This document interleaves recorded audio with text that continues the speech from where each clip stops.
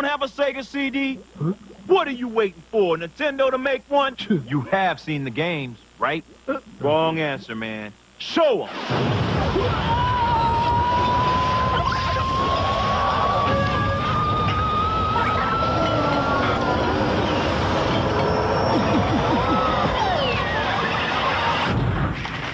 Want to see more? Welcome back, ThumbPadians, for another segment for today's episode. Consoles of the past. I've got Sir Blinder, Kane, and Jamie sitting right in front of me to review this beastie console. Word. What year was this made? It's the Sega Mega CD. Not too long ago. Just a couple of years. It's big and black. Carry on with that. Sorry, why are you laughing there?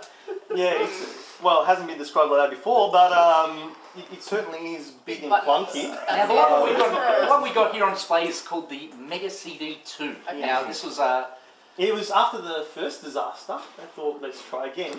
Actually, no. This was at a time when Sega was started to bring out multiple accessories and add-ons for this system. I see. What sort of accessories are you talking Well, about? this was when they skipped from cartridge to CD media, so there was a lot of crap that needed to be put off. It looks like they can take both of those. So yeah, number one, big black thing. Number two, take both of those. Yeah, I'm sorry. I'm dying for number three. So But anyway. I'm also recording the segment with a video camera today too, so nice. we can see all the footage later. And the blushing. It does take cartridges.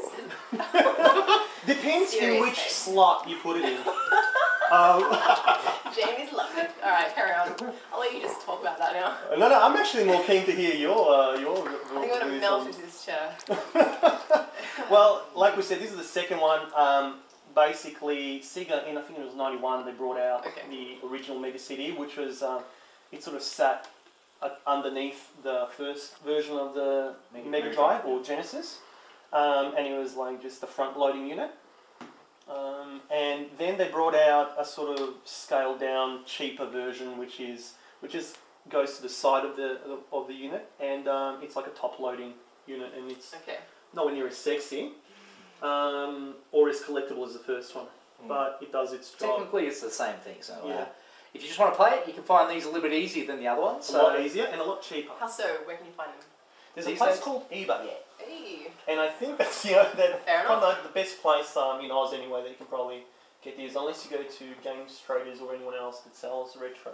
Jamie, what are your experiences with this? I remember it coming, like, obviously we were hearing about the Super Nintendo, and you know, it had made its mark on the market. So Sega kind of, in desperation in a way, they kind of go, okay, we'll do like a CD add-on. Okay. And like, I remember they coming out with this massive campaign like, Sega does what Nintendo don't, you know. And, but the thing was, it was actually advertised quite like the commercials are actually pretty good because they obviously spilt that whole thing about this does video, and that was the big thing about it. Like, it does full motion video, and it was like, we hadn't really seen that on a console before, so it was like, welcome to the next level. That was the slogan as well, and the only thing that was the price that really put me off. How much was it? I remember being like around about $600. $600? What? I picked this up for $40. I know, but I remember when it was launched, it was ridiculously expensive, and I'm going, well, the Mega Drive was about $3. And I'm going, I just can't justify the price, I just can't afford it. Although, you could have played one of the most controversial games of the era. Oh, I know it's something. Nitro. Yeah. No. What is that? I don't even know what that is. You don't know what it is? Not surprising, isn't it? It's more along the lines of all the sort of innuendo you were repeating earlier. But just you've got well, I've never actually played it, and I'm Sega went to court over it as well. Yeah. It had a lot of scantily clad. Thank you. Did you play a game? I'll leave that. Yeah, I'm sure. Originally it was a game where vampires, I think they were attacking. Kind of like. What was the name for it again? Kane's going to plead the fifth on that one, but yeah, it was actually. It wasn't a really good game, apparently, but everyone wanted to play it because now it was banned and they wanted to ban it. So I don't know if that was an actual marketing strategy to begin with, because everyone wanted one. Kimberly from Different Strokes in it. Yes. Different Strokes. It's great for them to watch the big great acting. But a lot of these games, like what you need to know is they were very point and click. Like there wasn't a lot of gameplay involved. It was just like you click that and an action would happen. So and obviously grainy full motion video, shitty. So it wasn't exactly like revolutionary as in like people go, oh wow, you can watch a video, but it was just like clicking a button and something would happen. It wasn't very interactive at all, and that was the problem with a lot of the Mega CD games or Sega CD games. A lot of them, but not all of them. Because the only reason I bought a Mega CD for myself was for this game, Snatcher. It looks fantastic. Well, I can detect a bit of sarcasm there. Yes, you detected correct. A bit of sarcasm soup, but it's a double CD number right there. I can see. Looks like PlayStation. No. One's a CD, and the other one you get a manual in it. But I don't know. I don't know why they went for this look. Maybe the bigger the better. Maybe it justifies the price. But it's by Kojima himself. Yes. Ooh. Metal Gear Solid fans. Ooh. This I like better than any Metal Gear Solid I've played. Oh, you're gonna get slapped. Have you played this? Yes. When?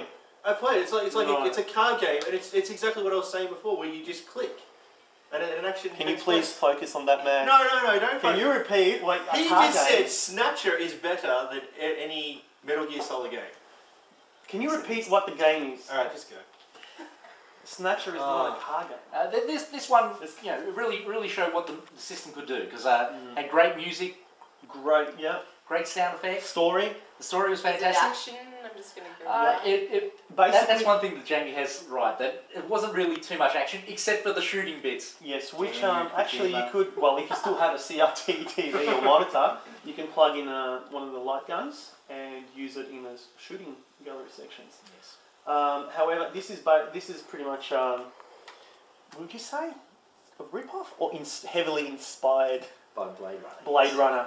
So for any there's a cult following of Blade Runner. If you and this is what this game sells for about $150 to $200. Or if you pick it up and save it, you can get yourself a bargain. For $4.99. Fantastic. on Sceces. Nice work. Yeah. Alright guys, that's it for Consoles of the Past. Appreciate that little discussion about that one. Got anything else to add to conclude the segment? Maybe we should talk about some of the good titles that were actually on the system. I just did. Yeah, no, but one that you didn't mention, and it is a Sonic CD, is the must-have title if you own that console. Now, I can't believe we've talked this whole time and nobody's let me get out the Marky music video game. So, you make your own film clip. You can make your own film clip. So there was also an NXS one, but got those good vibrations. Come on. Okay, that's it. No, I'm out. Oh wow, thanks Kane. Alright. It was just like the real thing, wasn't it? Marky Mark. Actually, that was good. There was no good vibrations. Alright, are we wrapping it up? Yeah, Alright, fantastic. Thanks guys for Consoles of the Past with Sega Mega CD. Check out the video of this segment.